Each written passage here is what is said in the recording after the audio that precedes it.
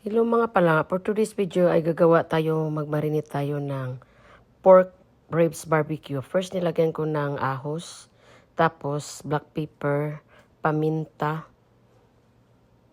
garlic powder, beef stock, and also pork powder, lemon, paprika, oyster sauce, tapos yung barbecue sauce, no?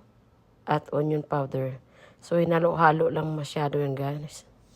Halo-haloin at saka nilagyan ko ng brown sugar. Maraming brown sugar, no? So, yan, halo-halo mo at lagyan ko more garlic powder para masarap siya. At pagkatapos kong minarinate yan, mga palangga. Kung may Sprite kayo, lagyan nyo ng Sprite. Pero wala naman ako available na Sprite, yun lang. So, yung barbecue sauce, ketchup.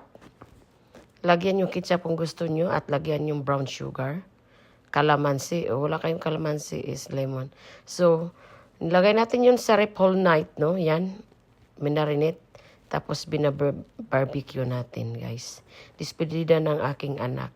So, thank you so much. Follow pa more. Like and share. And don't forget to leave comment. Paki-share ating video so marami pang matuto. Very easy. At saka may mga hotdog din kami. At saka corn, no?